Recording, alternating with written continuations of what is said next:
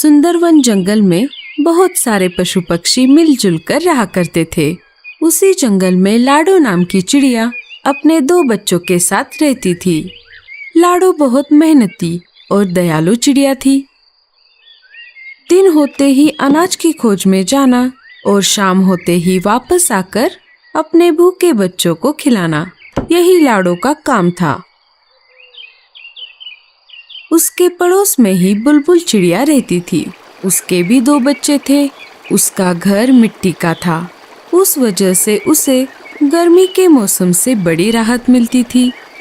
चलो बच्चों, अब नहाने का समय हो चुका है। चलो चलो नहाने। नहीं मम्मी, हमें नहीं नहाना। हम घर से बाहर कहीं भी नहीं जाते, फिर भी आप हमें रोज रोज नहलाती हो। अरे बच्चों, तुम दिन भर खेलते रहते हो, इस वजह से तुम गंदे हो जाते हो। अगर रोज नहीं नहाओगे तो तुम्हारे पंखों से बदबू आने लगेगी। बुलबुल के बच्चों को नहाना पसंद नहीं था, फिर भी बुलबुल उनको जबरदस्ती से नहलाती थी। बुलबुल ने अपने बच्चों को नहलाया और उनको घर के ऊपर सूखने के लिए बाहर खड़ा कर दिया। चलो, अब मेरे काम का समय शुरू हो जाएगा। जंगल के पंछी एक एक करके मेरे स्विमिंग पूल में नहाने आएंगे।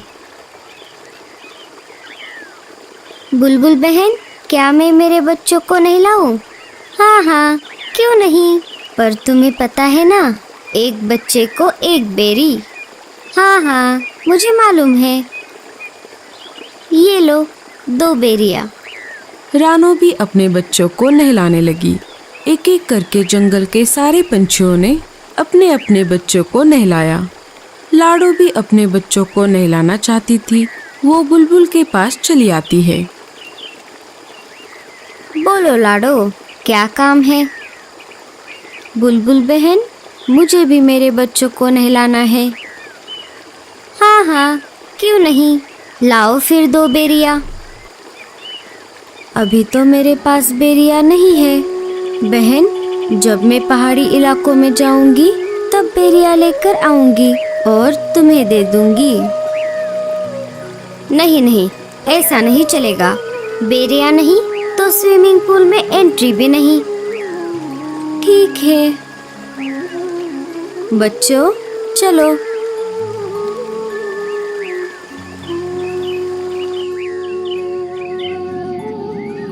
माँ, हमें भी बुलबुल आंटी के स्विमिंग पूल में नहाना है।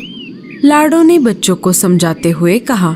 नहीं बच्चों, हम नहाने के लिए नदी में जाएंगे, वहाँ का पानी साफ सुथरा है। लाडो अपने बच्चों को स्विमिंग पूल में नहलाना चाहती थी। बेचारी लाडो कर भी क्या सकती थी। बेरियों का पेड़ ऊंचे पहाड़ी पर था और लाडो अपने बच्चों को अकेला घर पर छोड़कर उतनी दूर नहीं जाना चाहती थी। वो अपने बच्चों को लेकर नदी पर आ जाती है और एक एक करके उनको नदी के पानी में नहलाती है।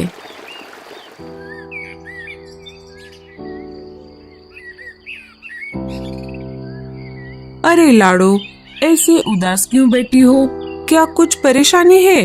अरे नहीं कालू भैया, ऐसी कोई बात नहीं है। सोनू मोनू को बुलबुल चिड़िया के स्विमिंग पूल में नहाने की बहुत इच्छा है, लेकिन वो नहाने के बदले बेरियों की मांग कर रही है और अभी तो मेरे पास बेरिया नहीं है। बेरिया लाने के लिए मुझे ऊंचे पहाड़ी पर जाना होगा, पर मैं मेरे बच्चों को घर पर अकेला छोड़कर उतनी दूर नहीं जा सकती। बस इतनी सी बात? मैं हूँ ना, मैं पहाड़ी इलाकों में जाकर बेरिया ले आऊंगा। बड़े आए जाने वाले।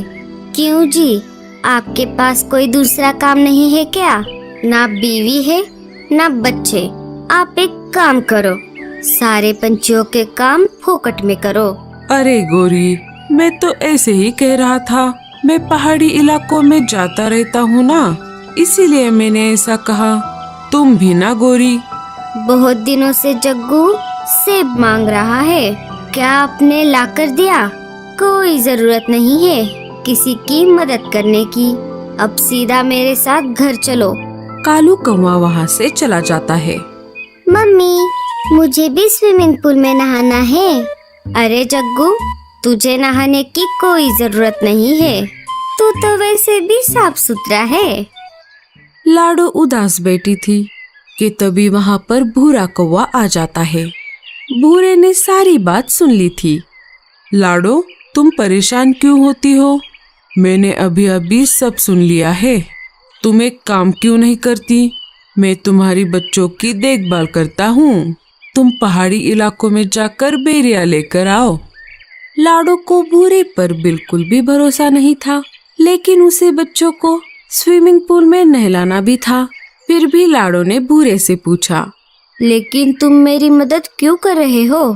अरे, मैं भी बहुत दिनों से बेरिया खाने की सोच रहा हूँ। तुम आते समय मेरे लिए भी बेरिया लेकर आना।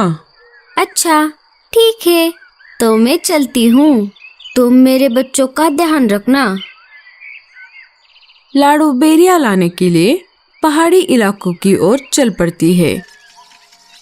अरे वाह, ये तो बहुत अच्छा हुआ। मुझे पता चला है पहाड़ी इलाकों से हमारी जंगल की ओर तेज तूफान आ रहा है। मुझे नहीं लगता कि लाडो उस तेज तूफान में बच पाएगी। फिर मैं इन दो बच्चों को घर से बाहर फेंक दूंगा। लाडो के जाते ही भूरा बच्चों को घोंसले से बाहर निकाल देता है और घोंसले का दरवाजा लगा लेता है। बच्चे अपनी माँ की याद में रोने लगते हैं। इधर लाडो जैसे तैसे करके आगे बढ़ती रही। वैसे ही तेज हवा भी बढ़ने लगी। लगता है इस तेज तूफान में मैं उड़ नहीं पाऊंगी। लाडो चिड़िया हार मानने वालों में से नहीं थी। बड़ी कठिनाइयों का सामना करते हुए वो आगे बढ़ती रही। तभी उसके सामने से मीनू मौसी उड़ते हुए आ जाती है। अरे लाडो, ये क्या कर रही हो? चलो वापस। बारिश के साथ साथ बहुत बड़ा तूफान भी आने वाला है। अच्छा, ठीक है मौसी। वो दोनों वापस जंगल में आ जाती है। लाडो, बहुत तेज बारिश शुरू हो गई है। तुम एक काम करो, बारिश रुकने तक मेरे घर में रुक जाओ। बारिश थमते ही चली जाना। दोनों मीनू मौसी के घोंसले के अंदर चली जाती है। बारिश अपने जोरों पर थी। मेरे बच्चे ठीक तो होंगे ना? इधर बेचारे बच्चे तेज बारिश में भीग रहे थे। वो दोनों एक पेड़ की डाली पर बैठ जाते हैं, जहाँ पर कम बारिश का पानी आ रहा था। तभी उनको उस पेड़ के तने से आवाज आती है, बच्चों इधर आओ। बच्चे अंदर चले जाते हैं। इधर भूरा कौवा मजे में घोड़े बेचकर सो रहा था। तभी एक तेज हवा का झोंका आ जाता है और भूरे कौवे का घोंसला पानी में गिर जाता है। भूरा घर का दरवाजा खोल नहीं पाता और वो डूब जाता है। थोड़ी देर बाद बारिश कम हो जाती है। लाडो वापस अपने बच्चों को देखने उसके घोंसले की तरफ आ जाती है और देखती है तो क्या, उसका घोंसला तो वहाँ पर नहीं था। वो सब तरफ खोज करने लगती है। तभी उसे बुलबुल चिड़िया मिट्टी में दबी हुई दिखाई देती है। लाडो, मुझे बचाओ। मेरा मिट्टी का घर बारिश में गल गया और मैं मिट्टी में धंस गई। अपनी जान की परवाह न करते हुए लाडो बुलबुल चिड़िया को गीली मिट्टी से बाहर निकालती है। लाडो, मुझे माफ कर दो। मैंने तुम्हारे साथ बहुत बुरा बर्ताव किया।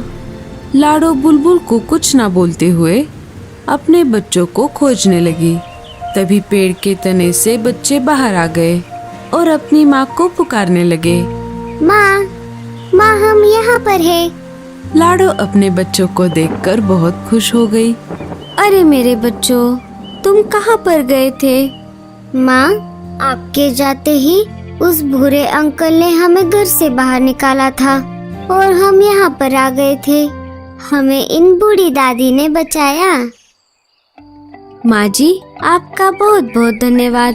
अगर आप मेरे बच्चों को आसरा ना देती तो मेरे बच्चे इस तेज बारिश को सह नहीं पाते। कुछ दिन गुजर जाते हैं।